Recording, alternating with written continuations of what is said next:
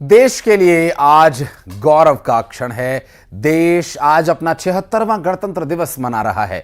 दिल्ली के कर्तव्य पथ पर भव्य समारोह हुआ, जिसमें राष्ट्रपति द्रौपदी मुर्मू शामिल हुई और उन्होंने झंडा फहराया और कर्तव्य पथ पर विकसित भारत की शपथ भी देखने को मिली, जहां 76वें गणतंत्र दिवस के इस मौके पर पराक्रम का पर्व भी हमने देखा, जब सेना के तीनों अंग एक साथ परेड में निकले। कार्यक्रम में उपराष्ट्रपति जगदीप धनखड़, प्रधानमंत्री नरेंद्र मोदी गणतंत्र दिवस के कार्यक्रम में मौजूद रहे और इस बार मुख्य अतिथि थे इंडोनेशिया के राष्ट्रपति प्रोबोवो सुबियांतो। और सुबियांतो को लेकर राष्ट्रपति द्रौपदी मुर्मू पूरे प्रोटोकॉल के साथ उनकी अगवानी कर रही थी, क्योंकि राष्ट्रपति द्रौपदी मुर्मू के समकक्ष सुबियांतो इस बार के मुख्य अतिथि थे और अतिथि सत्कार में भारत का इस पूरी दुनिया में कोई सानी नहीं।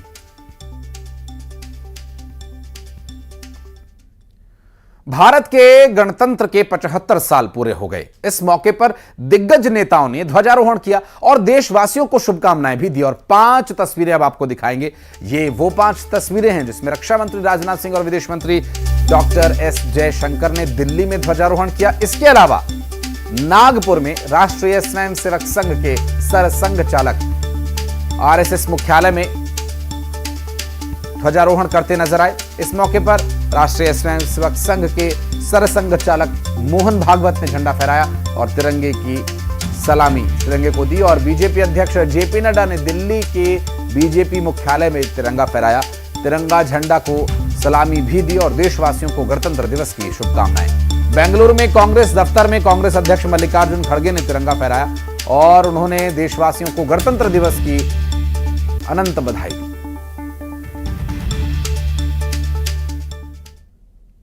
एयरफोर्स के फ्लाई पास्ट में 40 विमानों ने हिस्सा लिया, जिनमें 22 fighter jets, 11 transport aircraft, 7 helicopters शामिल हुए। अपाचे, राफेल और हरक्यूलिस इस फ्लाई पास्ट का हिस्सा रहे। ये 6 तस्वीरें इस वक्त आपकी स्क्रीन पर आप देख सकते हैं। एक तरफ राफेल की गति गर्जना, दूसरी तरफ अपाचे की शानदार फॉर्मेशन, सुखोई के sharp turns, Jaguar, C-17 Globemaster और हरक्यूलिस।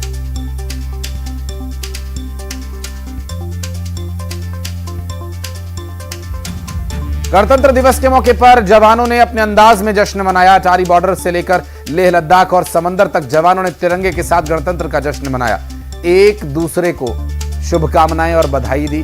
गणतंत्र दिवस की लेह लद्दाख, बारामूला जम्मू कश्मीर, पोरबंदर गुजरात, कोच्चि केरल, अटारी वाघा बॉर्डर और सुकमा छत्तीसगढ़ से तस्वीरें हम आपको दिखा रहे हैं, जहां देश की सीमाओं की सुरक्षा की जिम्मेदारी इन जवानों पर है और इन जवानों ने अपने देश के इस विशेष पर्व, जो कि हर किसी खास आम के लिए, सिविल सैनिक के लिए पूरी भावनाएं रखने वाले गणतंत्र दिवस के परेड की भी बात करें। कर्तव्य पथ पर कई राज्यों की झांकियां निकली, जिसमें बिहार, चंडीगढ़, झारखंड, कर्नाटका, गोवा, उत्तराखंड, आंध्र प्रदेश, बंगाल, हरियाणा की झांकियां नजर आईं और इन झांकियों में प्रदेश की संस्कृति, सभ्यता की झलक देखने को मिली। इस बार कर्तव्य पथ पर 26 झांकियां देखने को मिली, जिसमें 16 झांकियां अलग अलग राज्यों की थीं और उत्तराखंड, देवभूमि और पर्यटन नगरी गोवा और हरियाणा की झांकी, झारखंड की झांकी, आंध्र प्रदेश, पंजाब, त्रिपुरा, दादर नगर हवेली, अलग अलग राज्यों की अलग अलग छटा। और कर्तव्य पथ पर मध्य प्रदेश की झांकी का भी जलवा देखने को मिला। मध्य प्रदेश की झांकी में टाइगर स्टेट की छाप दिखाई दी और हो भी क्यों ना, इतने टाइगर रिजर्व हमारे मध्य प्रदेश में है और खासकर कूनों में लाए गए चीतों की जो छवि, जो मूवमेंट यहां पर बनाई गई थी, वो अपने आप में आकर्षित कर देने वाली मूवमेंट थी और कूनों जो कि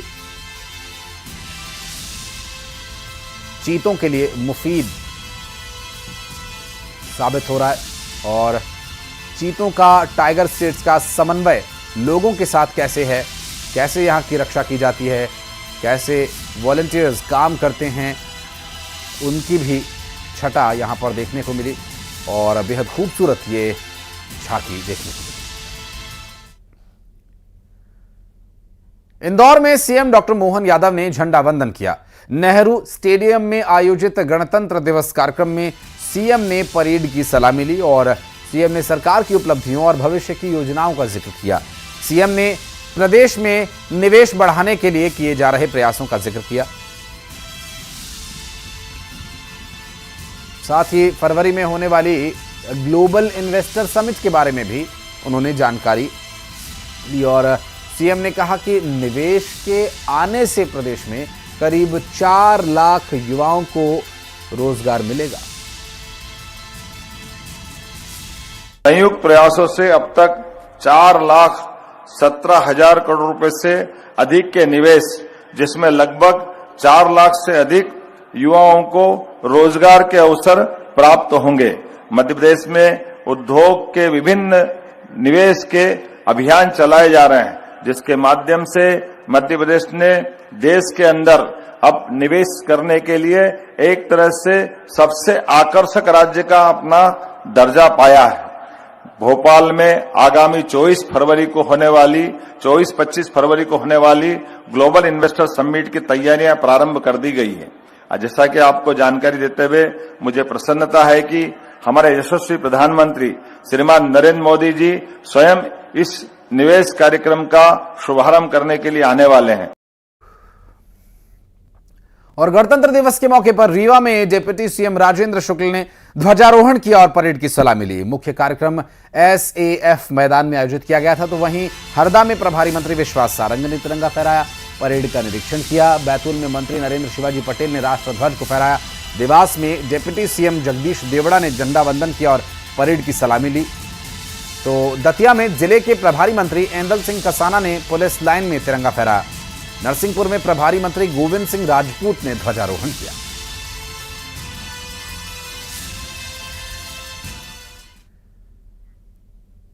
और 76वें गणतंत्र दिवस के मौके पर राज्य मंत्री प्रतिमा बागड़ी ने सतना के पुलिस ग्राउंड में परेड का जायजा लिया और ध्वजारोहण किया।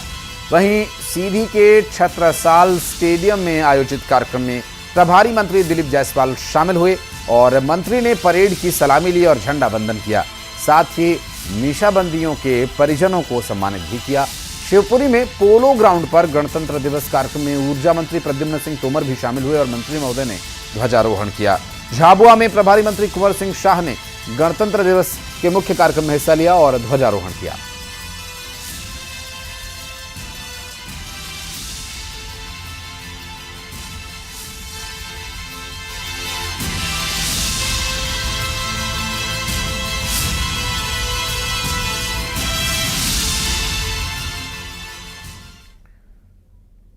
और शिवपुरी में गणतंत्र दिवस के मौके पर आयोजित कार्यक्रम में पहुंचे पूर्व विधायक माखनलाल राठौर बेहोश हो गए।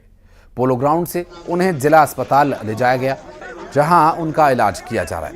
आपको बता दें कि बीजेपी के वयोवृद्ध नेता माखनलाल राठौर समारोह में बुलाए गए थे और कार्यक्रम में वे पहुंचे जरूर, लेकिन बेहोश हो गए और कहा जा रहा है कि उनका स्वास्थ्य कुछ समय से ठीक नहीं है, लेकिन फिर भी वे कार्यक्रम में गए, अपने कर्तव्य निष्ठा उन्होंने दिखाई और हालांकि दुर्भाग्यवश वे वहां बेहोश हो गए।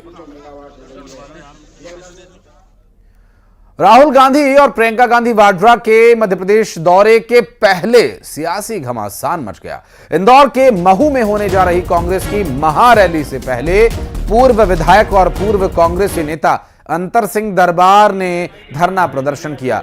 कांग्रेस छोड़ बीजेपी में आए अंतर सिंह दरबार का आरोप है कि जब वो कांग्रेस में थे तब राहुल गांधी की महू यात्रा के दौरान 3 सभाएं हुई थीं। इनमें 52 लाख रुपया खर्च हुआ था, लेकिन प्रदेश कांग्रेस ने अब तक उनका पैसा नहीं दिया। उनकी माने तो उन्हें अपनी जमीन बेचकर यह रकम चुकानी पड़ी।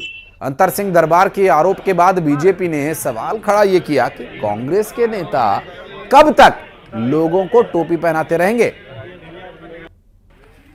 आज मुझे 4 दिन पहले अपनी ज़मीन बेचना पड़ी है। तब जाकर ये कर्जा जो है मैं चुकता कर रहा हूँ। कानूनी लड़ाई लड़ूंगा, आश्वासन से पेट भरी चुका। मेरे जूते घिस गए भोपाल जाते जाते। हम खुददार लोग हैं, बात वाले लोग हैं और जमीन वाले लोग हैं, इसलिए मुझे जमीन बेच के ये पैसे मिले। अच्छा हो राहुल गांधी आने के पहले अपनी 3 सभाओं का जो खर्च है वो अंतर सिंह दरबार को सौंपे। जो उन्होंने अपनी जमीन बेचकर वो राशि दी है, जो कैटरिंग का, टेंट का, तमाम खर्चों का बिल बकाया है, पहले उसका भुगतान करें, फिर नई सभा करें, क्योंकि ये नई जवाबदारी भी, नई टोपी भी किसी और के ऊपर, किसी के माथे पे कांग्रेस ने रखी होगी। बाद में वो नया पीड़ित खड़ा हो, इसलिए पहले जो 3 सभाओं के पीड़ित अंतर सिंह दरबार, उनको ये राशि कांग्रेस सौंपे तो अच्छा होगा। और प्रयागराज महाकुंभ में न्यूज 18 के editor in chief Rahul Joshi के साथ मुख्यमंत्री योगी का इंटरव्यू बड़े अखबारों की सुर्खियां बना हुआ है। कई बड़े न्यूज़पेपर्स में इंटरव्यू की बड़ी बातों को प्रमुखता से छापा गया। कई अखबारों ने यूपी के विभाजन के मुद्दे पर सीएम योगी के न्यूज 18 पर दिए गए बयान को जगह दी। उत्तर प्रदेश के विभाजन की वकालत करने वालों को मुख्यमंत्री योगी आदित्यनाथ ने करारा जवाब देते हुए कहा था कि यूपी का नहीं होना चाहिए विभाजन, एकता में ही यूपी की समृद्धि है। यूपी को यूनाइट रखकर ही लक्ष्यों को हासिल किया जा सकता है।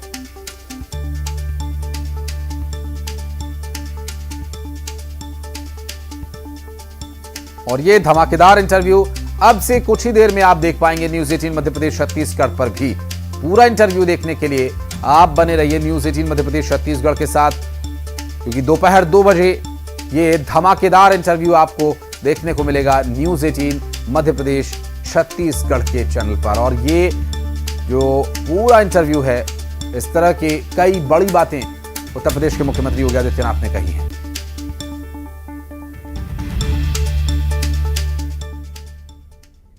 दरअसल कौन कौन से अखबारों में ये बयान सुर्खियां बने, आपको ये भी बताएंगे। सीएम योगी ने यूपी के विभाजन के मुद्दे पर बड़ा बयान दिया था। उन्होंने ये कहा कि एक रहने में यूपी की ताकत है, इसलिए यूपी को संगठित और एक रहना चाहिए।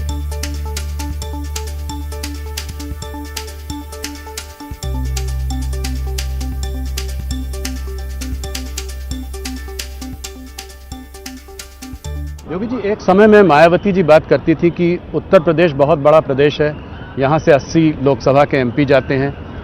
डिलिमिटेशन एक्सरसाइज के बाद मान लीजिए करीब 850 अगर सीट हुई तो यूपी की करीब 150 सीटें होंगी। तो क्या आपका क्या मत है कि ये बहुत बड़ा प्रदेश है? मायावती जी इसके टुकड़े करने की बात करती थी कि चार विभाजन होना चाहिए प्रदेश का, आप इसको कैसे देखते? देखिए, यूपी अपने आप में यूपी है, इसकी पोटेंशियल है ये, और मुझे लगता है यूपी को यूनाइट रह करके ही अपने लक्ष्यों को प्राप्त करना चाहिए। और मुझे लगता है इसी में उसकी ताकत भी है, इसमें उसकी पहचान भी है, उसका सम्मान भी है। और ये पूरा इंटरव्यू देखना ना भूलिए अब से कुछ ही देर में, यानी 2 बजे न्यूज 18 मध्य प्रदेश छत्तीसगढ़ पर। वक्त एक छोटे से ब्रेक का, जल्द लौटते हैं।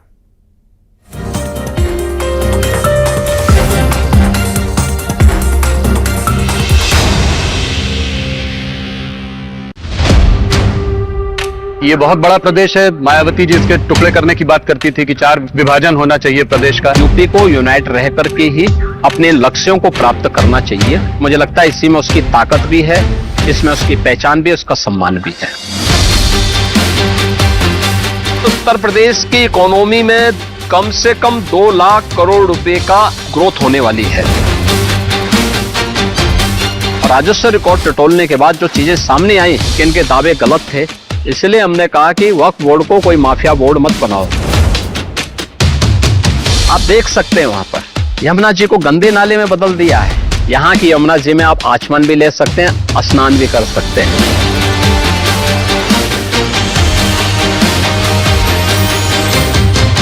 जो करोड़ों दर्शक हैं न्यूज 18 के, उन सबको ये दृश्य देखने का एक अवसर प्राप्त होगा।